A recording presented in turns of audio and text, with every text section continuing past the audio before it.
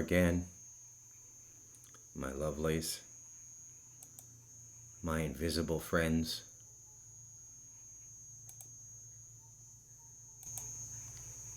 Just bumping up that volume. For those of you who are on Mac, you know there's been a major OS and iOS release last week.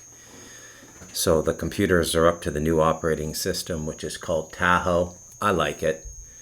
Although I've had to port some of the stuff on Linux over, but all the good apps have been ported over. Everybody looted Linux.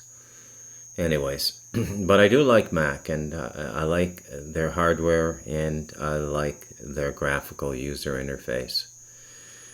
So I'm a Mac guy now. I don't know how that happened after a quarter century on Linux. I mean, I was on Linux since like 1997, man. And then after Alan died in 2022 and I got that Mac notebook, I just haven't looked back. I even have an iPad now, an M3 iPad, iPad Air. I love it, man. I do all my reading on it. So, speaking of which, I just finished Cormac McCarthy's The Passenger today, which was the last of two books that he published in sequence. He'd been working on them some 45 years. I think he started them in the 80s.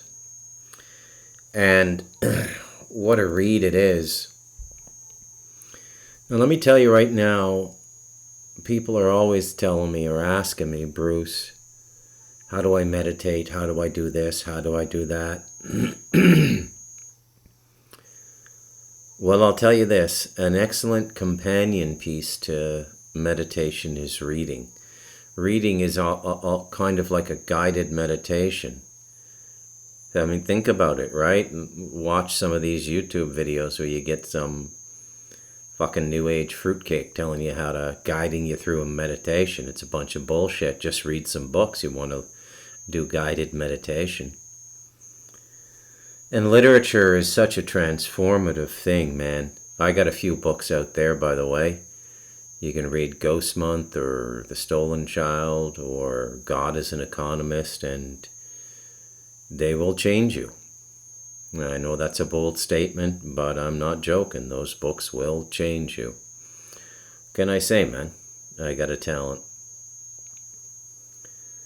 And The Passenger was eerie in a number of ways because it's like I foreshadowed the reading of this book. Because I just finished it today, and I just started it about a week ago, and a lot of the stuff I said in the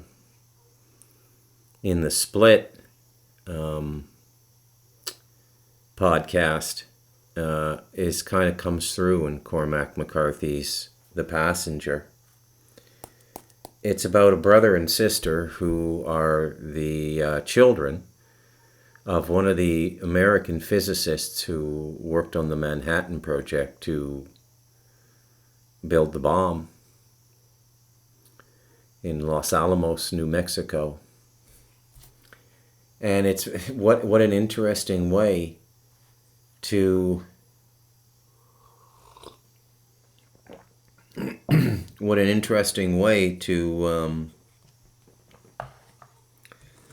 look at that event.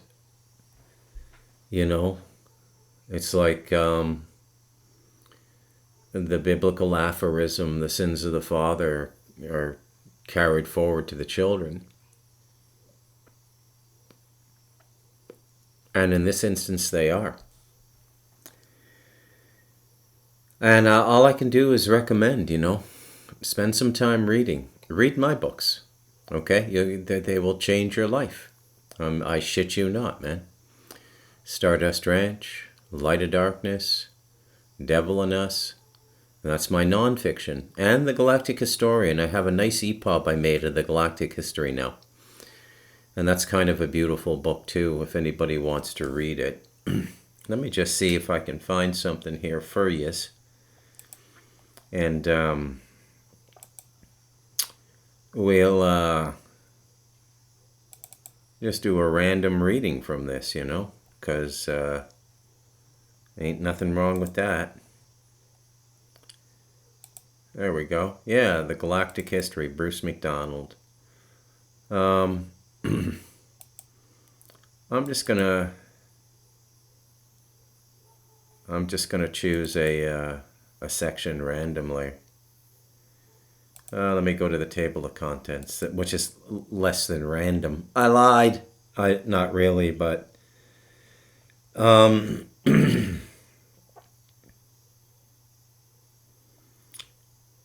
um,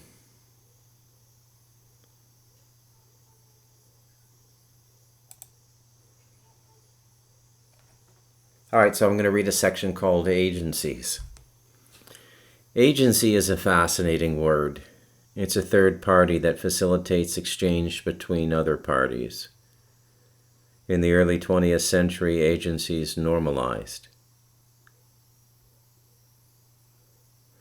They had always been around, but the province of kings and emperors only. An ambassador is a form of the agent, brokering for the centralized power it represents: nation, empire, region, province. Most of us didn't engage with agencies before the great leap forward in the global narrative. The Gutenberg press plate from the fourth dimension, the Industrial Revolution. Now they affect our lives profoundly. Agency was taken up by the global narrative in full vigor. We have advertising agencies, public relations agencies, the agency around a leader, mitigating decisions and influencing outcomes with counsel and diplomacy. Agency is everywhere now. Most people might think agencies are human inventions. They are not. Like all things we bring into manifestation, they are existing aspects of the multidimensional reality we exist within. The utility and function of causal agencies are the same as terrestrial agencies, a third party that facilitates exchanges between other parties. Cosmic agencies are made from energies of existences outside of time and the I Am, which is finite in time, as each instance of an I Am is finite. It's part of the incarnation package. Our past lives are I Am instances. Agencies work with the I Am. They're kind of like non-physical bureaucracies. It's quite astounding, the bureaucracy on the other side. The dimensions can be a regulatory nightmare. The bureaucracies we have on Earth, large corporations, departments and ministries, police and military, almost everything in the modern world is a reflection of an internal multidimensional bureaucracy, as above, so below. The cosmic agencies facilitate karma resolution. They close contracts.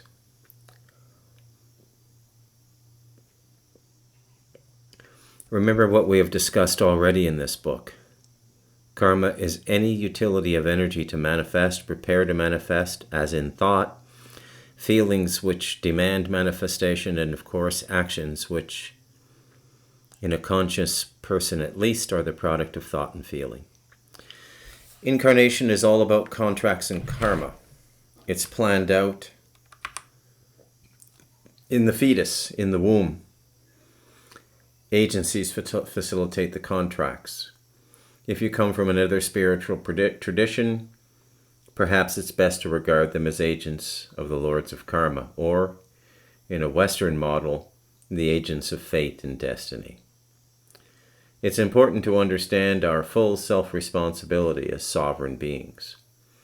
We are responsible for everything we think, feel, and manifest, where manifestation is the fulfillment of creation, tying off the inner and outer worlds, the imagination and reality. All right, that's enough of that. You want a copy of that? Hit me up. Send a message on Substack. I'll probably ask you for my email.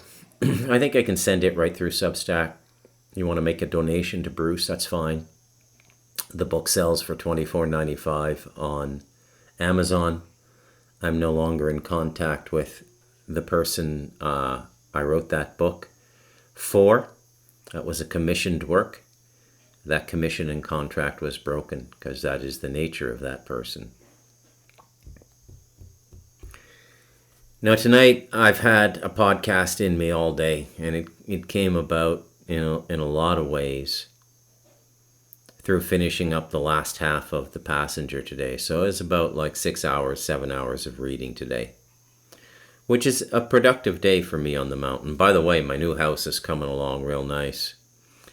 They're going to have that done pretty soon, and it's a beautiful little thing, I'll tell you that right now. 1,000 square feet. Any of you folks want to come visit me around Christmas or just after Christmas, just holler. I'll have a house for you to stay in. I'll have Starlink. You can meet my neighbors. They'll probably come over and introduce themselves anyways. And you can borrow my Mitsubishi Montero and go to the beach if you want. You can do whatever you want. But I'll help you out experience Costa Rica. And you'll have a base of operations to come back to. Or you can just come and spend a week with me if you want. We can meditate in the morning and the evening, an hour in the morning, an hour in the evening, if you want to do a kind of a spiritual retreat. So yeah, I would like for people to come and visit me. I love it when people come and visit me, but what I've found out is it's going to be even more fun when I have a second house. And people can kind of do their own thing here. Nothing will ever replace this beautiful earthbag compound, a 4-building compound, 2 small buildings, a medium large and a large. And it's a wonderful thing to live in an earthbag house. It's really quite something. You feel like you're living in the earth. There's something primal about it. The new house is traditional Costa Rican concrete prefab. We're going to put a stucco on the outside. It's going to be beautiful. Hot shower. All the amenities you first worlders are used to. I can even loan you a dog while you're here, if that'll help you sleep better at night. But I'm being completely serious. If you want to come spend a week with me, give me a holler. And it's easy peasy now. Or it will be in a couple more months.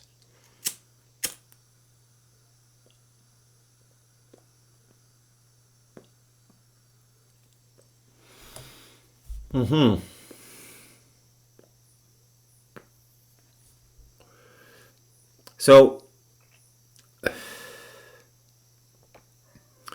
tonight I want to talk about Lucifer. And to a lesser extent, Satan. But mainly Lucifer.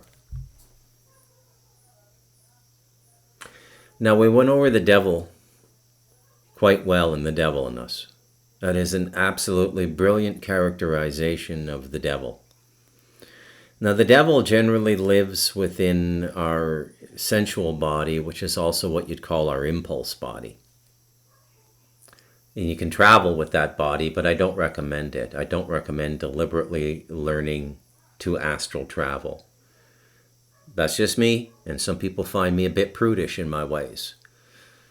But believe me, I've been around this block 10 times, and I don't think astral travel is a good thing. You're going to run into trouble at some point. Unless you have a highly protective agency. The best way to travel is with pure consciousness.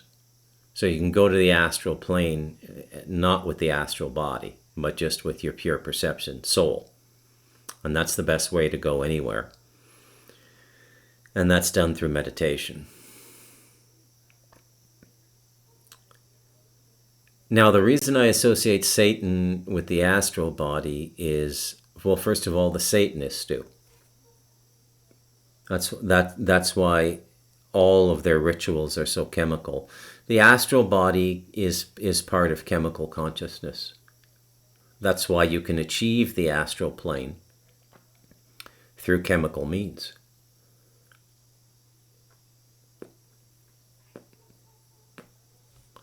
Sometimes when I'm doing Qigong, and I do Qigong quite regularly. I've been doing it for like 30 years now. I don't mention that much. I don't really consider it really a super big part of my spiritual life. It's more for health and stuff like that. But there's a very sort of ritualized way in which you breathe when you're doing Qigong. And then as you advance in it, you can start to experiment with breath and the diaphragm. And I have literally left my body in the horse stance. Literally left my body. And when I come back, I can't even believe my body maintained its balance and I didn't fall over and crack my head. There's very, very, very tangible ways to go to the astral. Very, very physical ways to go to the astral. But then again, breathing is part of the chemical process as well, right?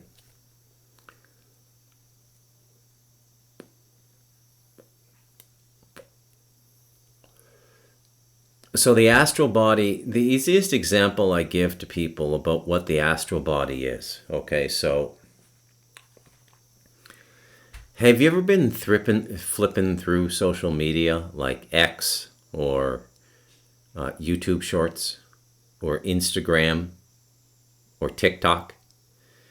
And you get this thread of shorts where it's young people doing stupid things, like popping up onto the handrail of a set of concrete steps and skidding down it, balancing on the center of their skateboard, stuff like that. Have you ever seen one of those where it's like a gag reel where it's an accident reel and you see somebody wipe out and you feel it? Like it didn't physically happen to you, but you felt it. That's your astral body. Okay? Guy's going down the rail, he slips, rams his nuts, falls off, and he's on the ground in the fetal position moaning. You kind of laugh, but before you laugh, you feel it. Like a little wince will go through your astral body. And that's the evidence that you have an astral body. It comes out in horror movies too. Horror movies are very much playing to the astral body, the sensual body, the impulse body. The astral body is really communicating with a series of impulses. Pulses, impulses, pulses, impulses.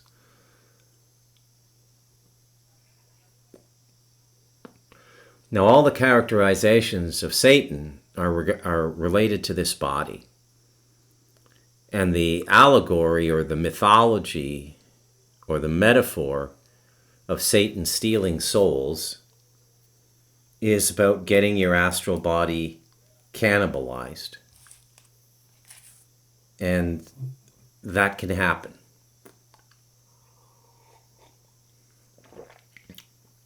That's the bad news. The good news is the astral body is not your soul, as so many religions mistake it to be. If you've seen any of these super savvy Christian pastors, there's a few YouTube channels, I can't remember the names of them, but some of them are getting real savvy now. You know, the Protestant evangelical or the literate Protestant, getting their hands into the astral muck and warding off demons and evil eyes and talking. It's about all they talk about now, these Christians, is the evil. And there's nothing wrong with that because there's a lot of evil. There's a lot of, well, evil, pejorative word. There's a lot of things that are readily going to attack you now on the astral. And I think that's because the astral is going through a massive change. And, you know, when you got a forest fire, all the wild animals run out to the forest, right? And they're looking for somewhere else. And that's going on the astral now.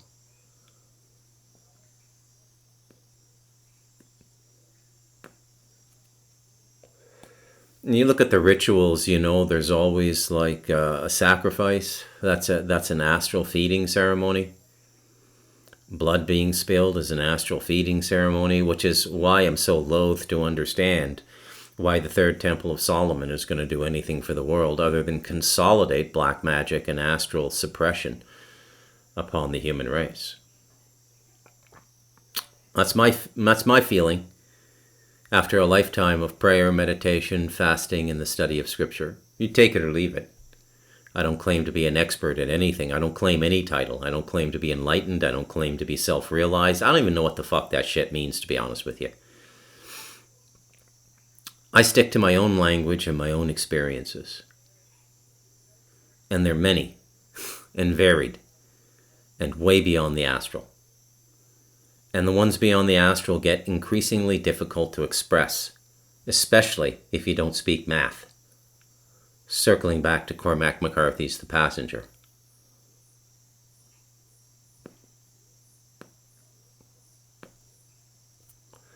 Now, Satan is always about punishment. It's about torturing the astral body, which, as I said, is the sensual body. So the negative side of the astral world is horror. Horror. And the astral can repeat things.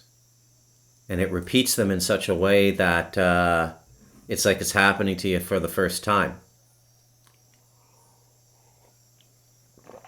So in the hell regions, you can go through cycles with the demons in the hell region where you're brutally killed over and over again the same way.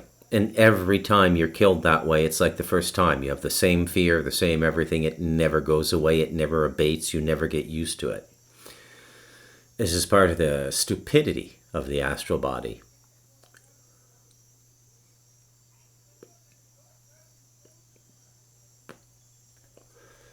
Now, Satan is an allegory for our own misuses of our astral abilities.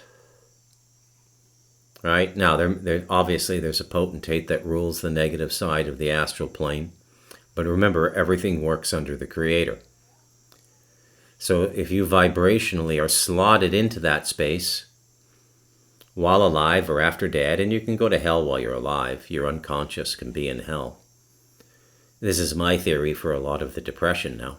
A lot of people are, their unconscious self, their astral self, is going into hell. And they're living through hell while they're still in the body. And it permeates through as depression and hopelessness and darkness in your thinking and all this sort of stuff.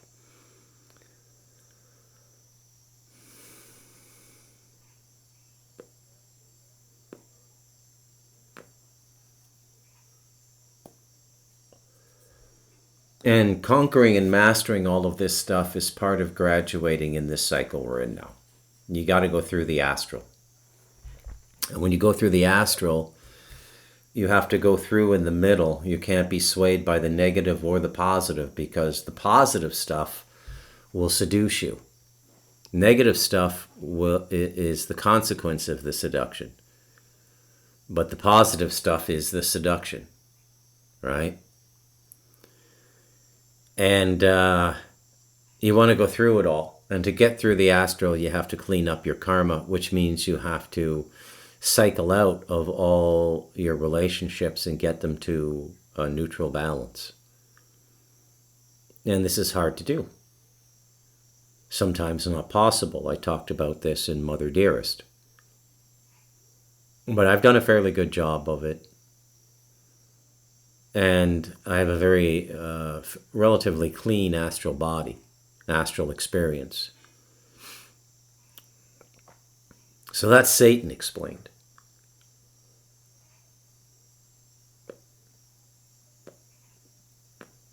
But it doesn't explain Lucifer. Lucifer is a whole other kettle of fish. Lucifer is up in the mental region. And the Luciferian consciousness, because we can talk about things as embodied, embodied, individuated entities, and by examining these forces and mythologies and allegories in that way, you can understand them. And even though I call them allegories and mythologies, they're also literal. This is the thing about the journey into consciousness, is that the literal and the mythological become one thing. The same thing. You understand? So there's a consciousness, like people talk about the Christ. Did he really exist? Yeah, he existed. And then there's this whole other thing called Christ consciousness, which is the field of life that Christ engaged and expressed. Now that's the Christ consciousness. It's like a marker, kind of like throwing down a flag if you summit Everest or some other gigantic mountain.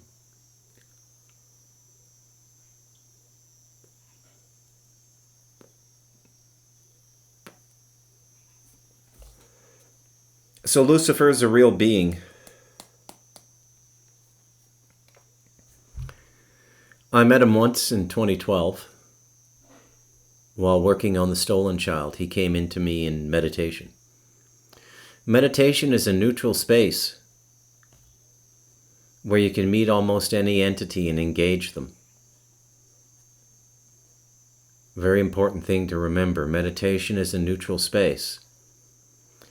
If you look at the sutras of Buddha, he chronicles the ascension of his consciousness through the various regions. They call angels divas. Angels and demons are divas, negative and positive divas. And then Buddha ended up befriending the Lord of Hell, which in Buddhism is a gentleman by the name of Marpa. Nasty fellow. And when Buddha was seen on the hill talking to Marpa, none of his disciples would go near him because none of them could tolerate the vibration of Marpa. But Buddha could. And whether you believe me or not, you have to cycle through all these vibrations. Maybe you don't have to go super dark and meet the Lord of Hell. Maybe that's not for everybody. It certainly happened to Buddha. It certainly happened to me. But Lucifer is a completely different entity altogether. And Luciferian consciousness is something we never really talk about, because public religious dialogue is generally from the Christian perspective, and Christianity doesn't really go beyond the astral plane. There you go. There you go. Easy explanation for that one. Sorry, there was a New Orleans character in Cormac McCarthy's The Passenger. Can't help myself.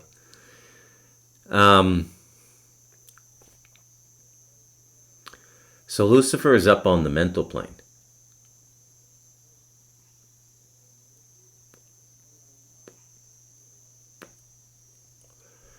And Lucifer seduces people into believing that they can understand reality and their own godhood without surrendering. Which fits perfectly with the mythology, doesn't it? So Lucifer descended below God,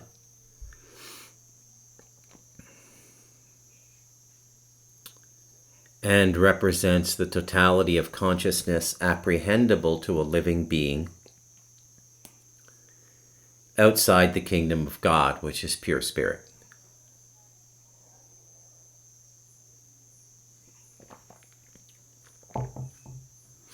So Lucifer is very similar to Shiva, which is why those fucking wingnuts at CERN have the statue of Shiva there out in front of their Hadron Collider building. That's just the offices. The collider's actually, you got to take an elevator and go down. It's like way down below in the earth. But Shiva and Lucifer are very similar. And so the Hindu theology and cosmology captures Shiva a certain way. Now Shiva is a deity in Hinduism. And Shiva is the principal deity that Sadhguru worships. He's a devotee of Shiva. Shiva is the god that Oppenheimer quotes after the atomic bomb test was successful. Behold, I have become, I forget what the expression is. I played it in the Split podcast. I had a clip of Oppenheimer himself actually saying it. Destroyer, I have become death, destroyer of worlds. Now, any of these entities you can worship and study with, and they will give up their knowledge to you.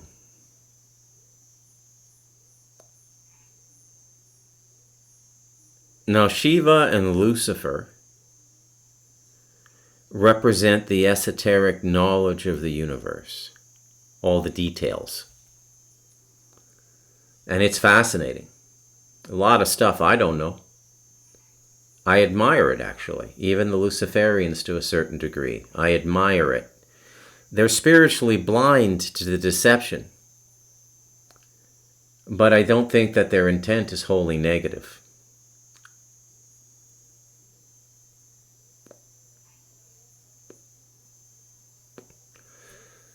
Now, Lucifer then would be, as in the description I've given you. Okay, so I will make one distinction, because this is an important distinction. In the Eastern systems, study with Shiva is for internal development. In the Western system, Luciferian tutelage is materialism and seeks to deconstruct the world. It's the mindset of the Luciferian. They sound real smart when you hear them being interviewed. Elon Musk is a Luciferian. Sam Altman is a Luciferian. Peter Thiel is a Luciferian. There's a lot of Luciferian doctrine in Judaism. And Luciferian and, quite frankly, satanic as you get into the lower ends of Judaism. The blood ritual and stuff like that. But Lucifer's everywhere. And Lucifer has crept into our society and been normalized. The Christians are trying to beat out the devil or Satan down on the astral plane. Though we know bloodletting, haunting, possession, or butt-fucking here, we Christians are on duty. I don't mean to be so cavalier, but I can't really help myself. Fuck it. Lucifer is much more subtle. Lucifer comes in the guise of progress. Lucifer comes as the light of knowledge. This is the false light, by the way. The mental light is the false light. Go over my light teachings on the Talamanca Review. So Luciferian consciousness would be receiving all kinds of details on how to disassemble reality.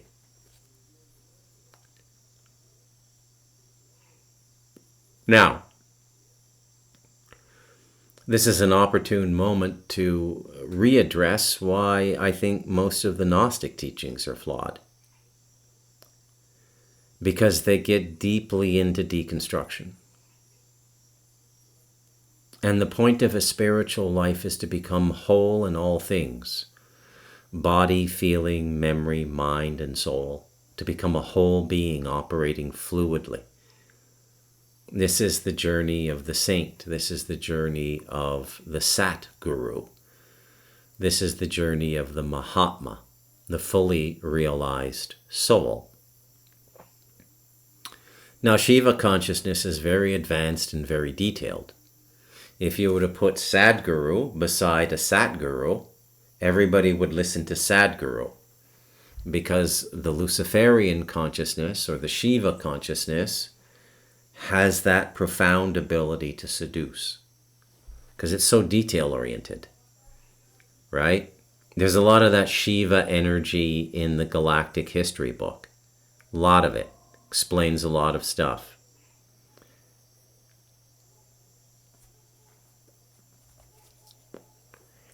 As you can see, I'm nowhere near done my love affair with cigars, probably end of September. That'll be about 5 weeks I've been smoking.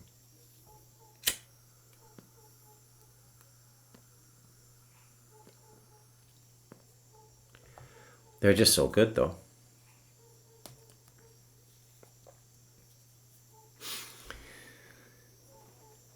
So in life, you always want to favor inner development over outer development. Because outer development, if you're pushing your consciousness and your consciousness theories into outward manifestation through a scientific process, what you're doing when you think about it is you're playing a much larger karmic game.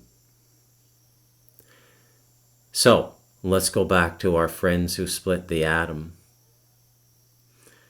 Karmically, what do you think happens to them in breaking this reality, splitting the atom, and letting other dimensions flood in here through the gaping holes they created in the billowing fire mushroom cloud and all that stuff? And as I said in previous podcasts, all of the pictures of the mushroom cloud or the mushroom explosion, all of them were doctored. The original photos show those orbs, like the ones showing up all over the world, like New Jersey. And those are interdimensional beings. And if you look at the original photos, you can see these little orbs scattered all through the firebomb of the atomic weapon.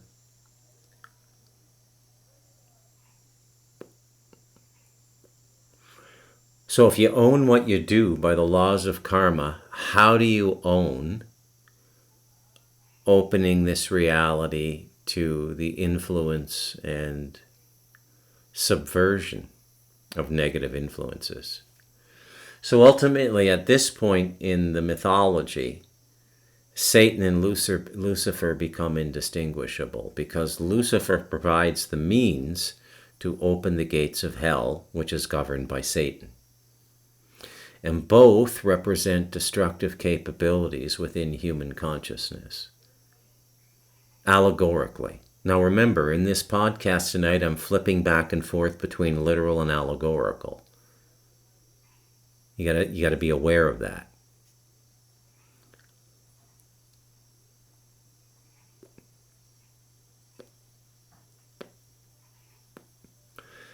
Now, it's because of this course we've set ourselves upon that quite inevitably significant portions of the human population will be destroyed. Which, if you've been listening closely to the Talamanca review, is not the end of the world.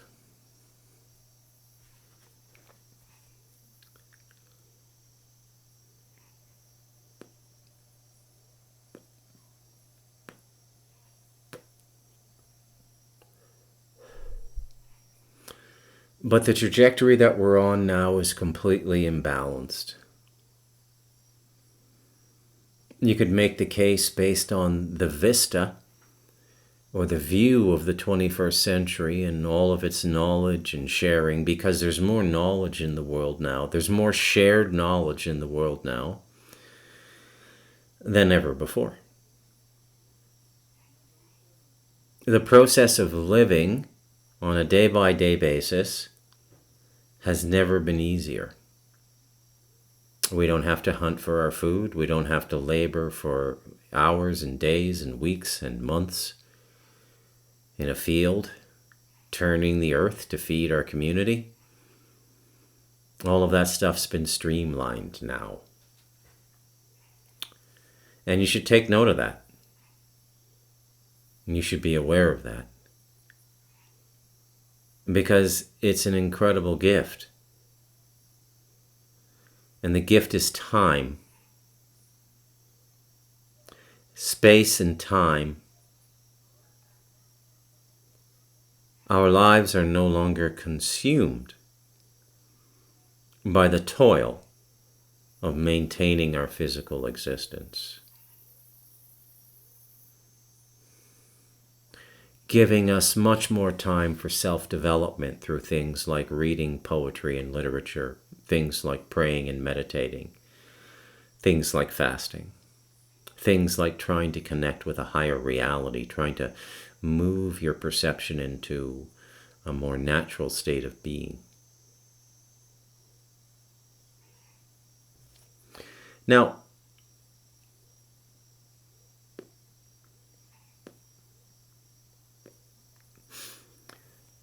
just when you think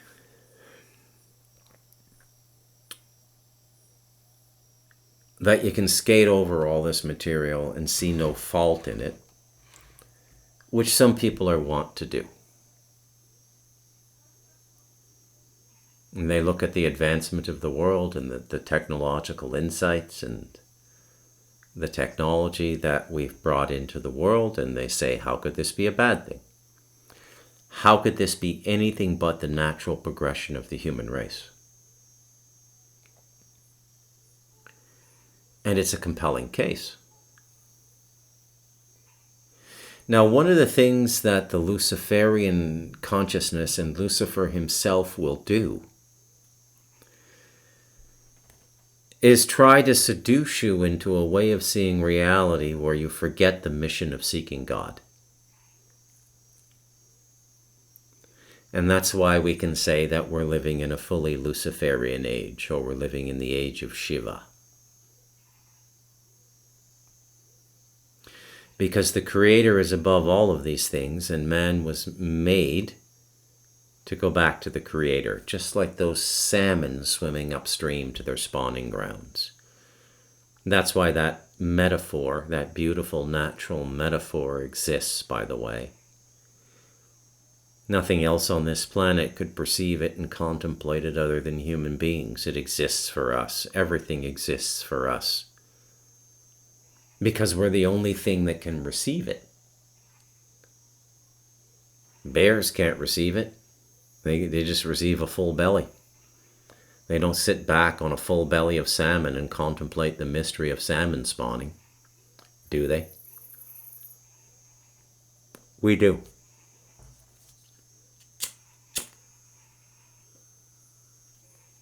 And so, Luciferian consciousness is intentional. And the intentionality of it can be apprehended in the suppression, up to and including murder, of compelling and forceful contradictory evidence.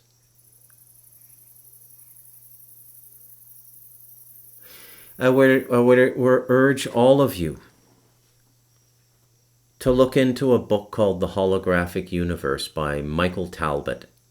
I think the first name is Michael. I'm sure the second name is Talbot, T-A-L-B-O-T. He published this book and started to talk about it, and he died very quickly after that. Now remember, they can kill you and make it look natural. They can give you a cancer. They can do all kinds of stuff to you. Nobody would ever know you were killed.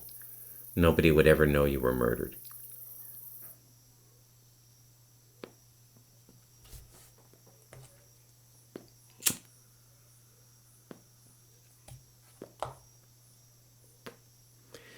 I think most people are starting to catch on now to the Luciferian game.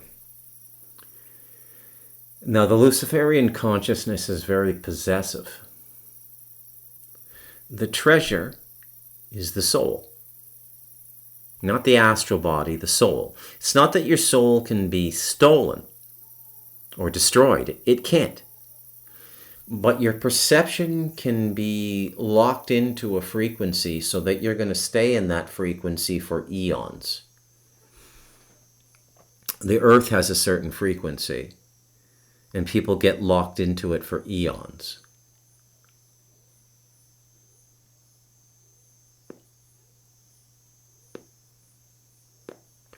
And the reason that these potentates want the souls is the soul is the only real energy in the lower worlds other than God itself.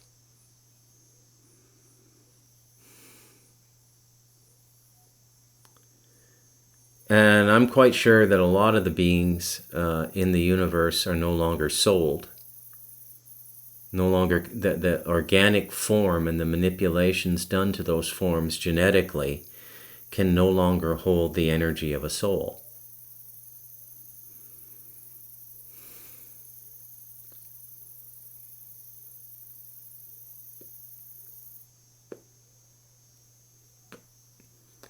So the soul becomes the great treasure, and the earth is a kind of a soul farm.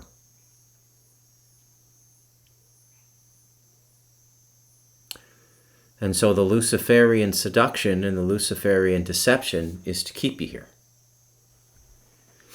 Now the Luciferian deception is cracking now. The Luciferian mythology is breaking up. I can't give you any insightful commentary on why that is beyond the natural cycle that we're in. It has something to do with astrology and the energy hitting the earth based on where we are in the galaxy. And so a higher upliftment energy is hitting the earth. And people are just waking up one day and going, why did I never see that before? Why did I never see this Luciferian deception before?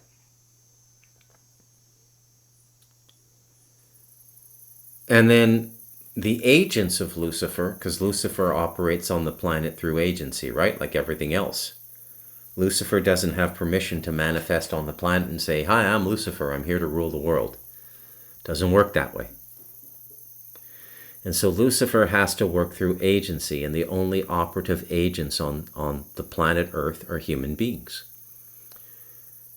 Now, many of the Luciferian agents are operating unconsciously, meaning they're asleep to their spiritual nature, and they think this is the best thing for humanity that we need to advance, even though we're creating things that can destroy the world, like the nuclear weapons.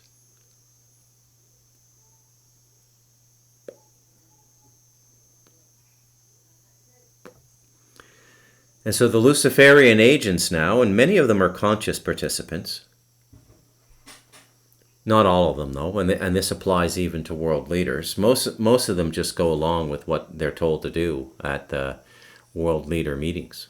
You'd be amazed how malleable these people are. Right?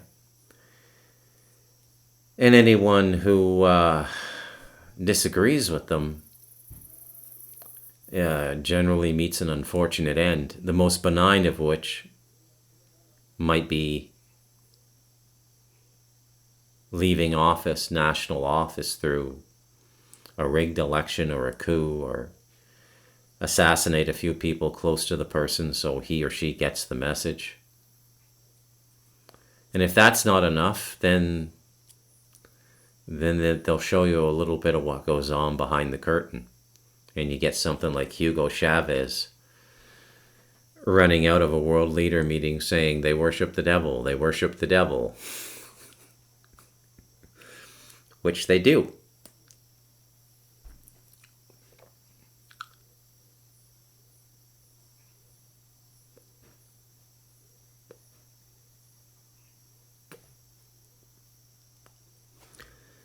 So we're living fully in a Luciferian age now. The prevailing ethos. Let me look that word up. Haven't looked a word up all podcast. Let me just look this one up. Ethos definition. The characteristic spirit of a culture, era, or community as manifested in its beliefs and aspirations. Bingo.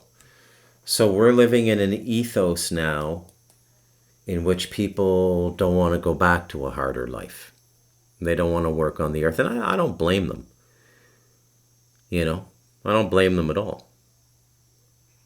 There's nothing wrong with the advancements we've been given, as long as we can occupy them and maintain our spiritual purpose, and not be seduced by them, and not become worse human beings by them.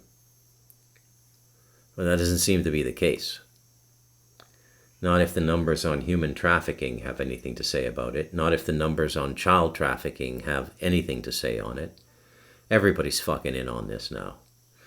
This week I watched a couple of kick-ass YouTube documentaries by former UN workers talking about what the fuck is going on with UN peace missions and stuff like that. They're creating child brothels.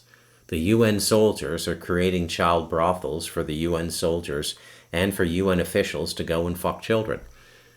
I mean, this must be so epidemic. We all must know some kitty diddlers without even knowing they're kitty diddlers. That's how epidemic it is.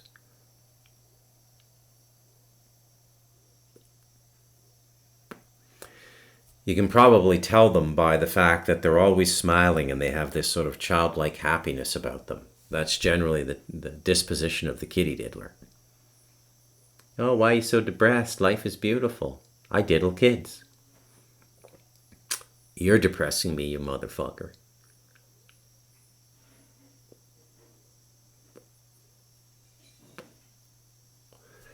Now, the problem with the Luciferian age, which has been well underway now for over a century, The Devil in Us chronicles the age of the devil, or the age of Lucifer. The Devil in Us, a memoir of you and me. It's been a very, very devilish time. Oh, but there's so many advancements, Bruce. Look at the fucking moral character of the human race now. If this is such a beautiful time to be alive, and feeding yourself, bathing yourself, and having shelter has never been easier than it is now in the last 10,000 years, why is everybody angry and killing each other and getting into fights at Burger King? Or Popeye Chicken? Why?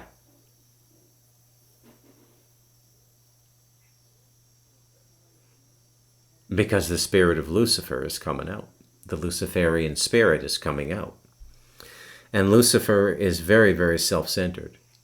So Luciferian consciousness is high-functioning intellectual capability with massive self-centeredness and little or no regard for the effects of what you're doing on your fellow human beings. All of those motherfuckers who invented the atomic bomb are shitheels. Don't put them up on a pedestal. Christopher Nolan's an insider. That's why he makes his fucking movies. He's literally showing you the fall of Western civilization in the Batman trilogy. In his trilogy, they win, Batman beats Bane, but in real life, no. Batman ain't going to beat Bane, because there is no Batman. Childish fantasies and false catharses, as I've explained previously. And those films are meant to suck out your energy of change. Oh, I don't have to worry about it. The Batman will take care of it. You may think I'm exaggerating how stupid human beings are, but I'm not. Human beings are this fucking stupid. We're stupid. All of us, unless we try to be smart. And the only way you can be smart is to stay centered in your pursuit of the divine. Define your dharma and follow it. Okay? Define your path and follow it and don't fucking deviate. That's the only way you can be smart. Everything else is just bullshit.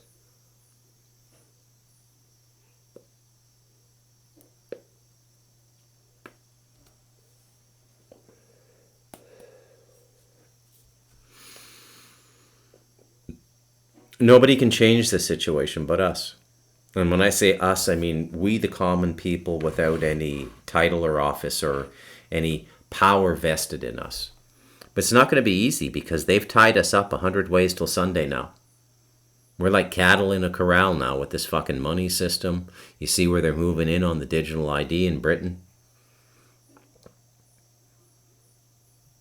And it's just going to get worse and worse and worse because the Luciferian consciousness and the satanic consciousness, which work together, are tests for the human race, and if you fail the test, you get severely punished. It's like trying to get out of that big hole in the prison in the third Batman movie, where nobody can make the jump.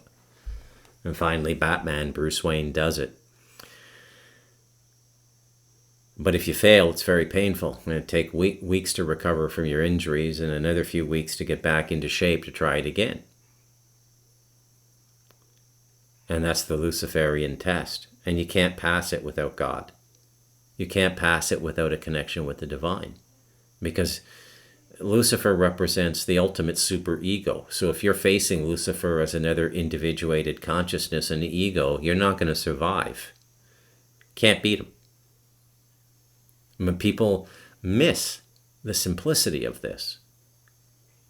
That the solution is not to fight him, but to surrender and say, I recognize you have dominion over this region and you're here to test people. I'm not here to be tested by you. I just want to go back to the divine. I surrender. You're not surrendering to Lucifer. You're surrendering to your life process, which is getting back to your spawning ground, which is the world of spirit, not the world of ideas and concepts, which is the Luciferian world.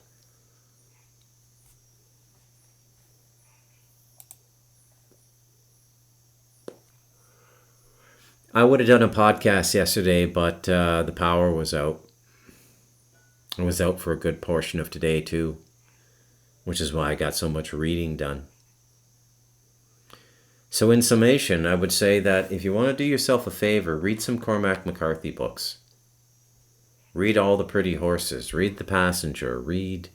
He was the greatest living writer in the English language until he died in 2022 at the age of 89. He was a remarkable human being, man. Remarkable human being.